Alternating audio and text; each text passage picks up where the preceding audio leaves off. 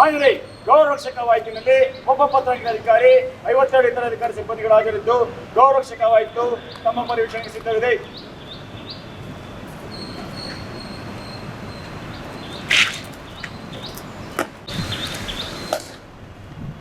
ಗೌರಕ್ಷೆ ವಂದನಾ ಶಸ್ತ್ರ.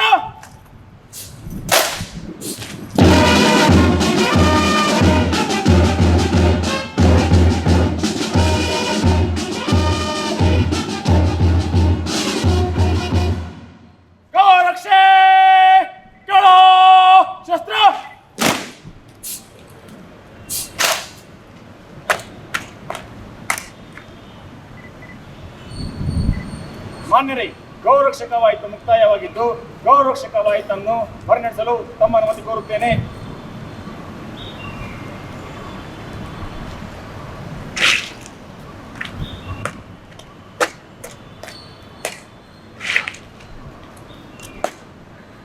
ಗೌರಕ್ಷೆ ನಿಕಟ ಕ್ರಮ.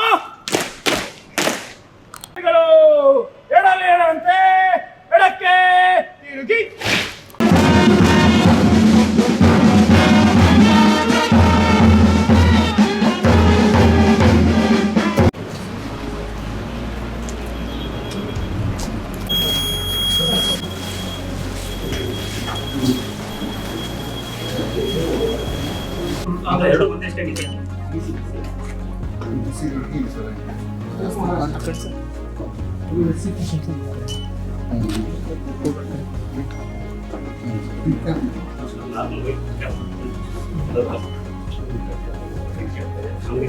ಈಗ ನಮ್ದು ಏನಿದೆ ಸರ್, ಈಗ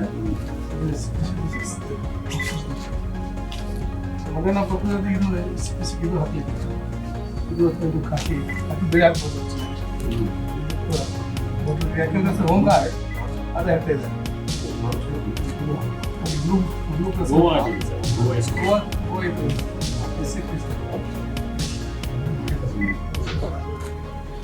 ಡೆಲ್ಲಿಯಲ್ಲಿ ಸರ್ ಇದು ಟ್ರಾಫಿಕ್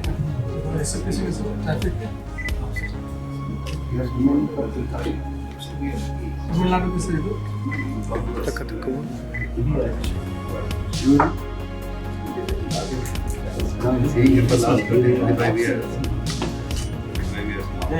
ಡಿಸ್ಕಷನ್ ಆಗಿದೆ.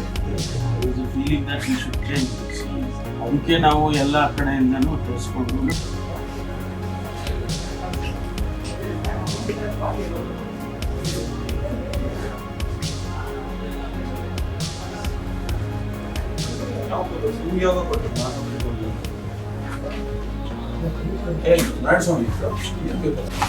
ರಾಜ್ಯದ ಗೃಹ ಸಚಿವರಾದ ಸನ್ಮಾನ್ಯ ಶ್ರೀ ಡಾಕ್ಟರ್ ಜಿ ಪರಮೇಶ್ವರ್ ಅವರು ಈ ವೇದಿಕೆಗೆ ಆಗಮಿಸಿದ್ದಾರೆ.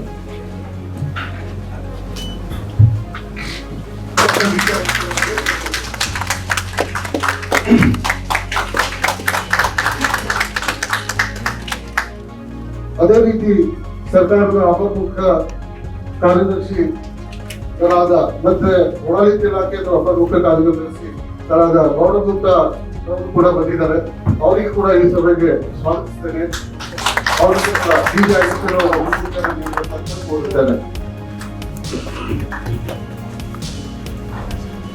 ಈ ಸಭೆಗೆ ನಮ್ಮ DGP fire service, DGP ISD, DGP reasons and ಎಲ್ಲ ಹಿರಿಯ ಅಧಿಕಾರಿಗಳಿಗೆ ಮತ್ತೊಮ್ಮೆ ಸ್ವಾಗತಿಸ್ತಾ ನಮ್ಮೆಲ್ಲ ಸಹೋದ್ಯೋಗಿಗಳಿಗೆ ಕೂಡ ಸ್ವಾಗತಿಸ್ತಾ ತಮ್ಮೆಲ್ಲರಿಗೆ ಧನ್ಯವಾದಗಳು. Thank you.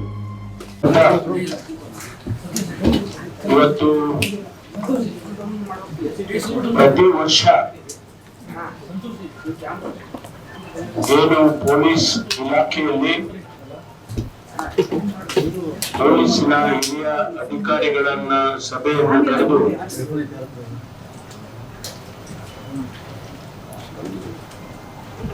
ಪರಿಶೀಲನೆ ಮಾಡೋದರ ಜೊತೆಗೆ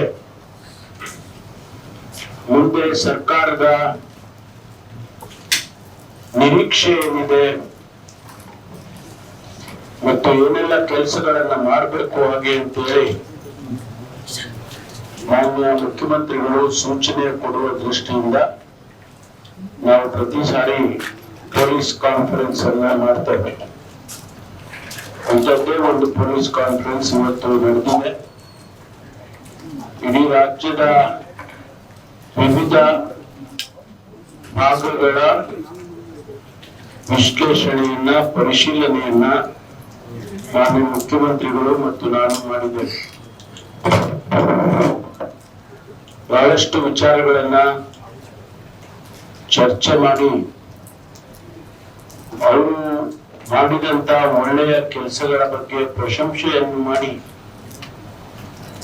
ಮತ್ತು ಎಲ್ಲಿ ಯಾವ ಕ್ಷೇತ್ರದಲ್ಲಿ ಯಾವ ಭಾಗದಲ್ಲಿ ರಾಜ್ಯದಲ್ಲಿ ನಮ್ಮ ನಿರೀಕ್ಷೆಗೆ ತಲುಪಿಲ್ಲ ಅದನ್ನು ಕೂಡ ಗಮನಿಸಿ ಅವರಿಗೆ ತಕ್ಕ ಸೂಚನೆಯನ್ನು ಕೂಡ ಮಾನ್ಯ ಮುಖ್ಯಮಂತ್ರಿಗಳು ಇವತ್ತು ಕೊಟ್ಟಿದ್ದಾರೆ.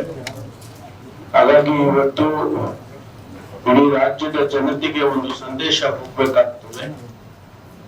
ರಾಜ್ಯದ ಪೊಲೀಸ್ ಇಲಾಖೆಯ ನಿರೀಕ್ಷೆ ಏನಿದೆ ಮತ್ತು ಯಾವ ರೀತಿ ಮುಂದಿನ ದಿನಗಳಲ್ಲಿ ಪೊಲೀಸ್ ಕೆಲಸ ಮಾಡಬೇಕು ಹಾಗೆ ಅಂತ ಹೇಳಿ ಇವತ್ತು ಮಾನ್ಯ ಮುಖ್ಯಮಂತ್ರಿಗಳು ಸೂಚನೆಯನ್ನು ಕೊಟ್ಟಿದ್ದಾರೆ. ಅದರ ಬಗ್ಗೆ ಅವರು ತಮ್ಮ ಜೊತೆಯಲ್ಲಿ ಕೆಲವು ವಿಷಯಗಳನ್ನ ಹಂಚಿಕೊಳ್ತಾರೆ. ನಾನು ಅವರಿಗೆ ವಿನಂತಿ ಮಾಡಿಕೊಳ್ತೇನೆ ತಮಗೆ ಉದ್ದೇಶಿಸಿ ಮಾತನಾಡಬೇಕು ಅಂತ ಹೇಳಿ.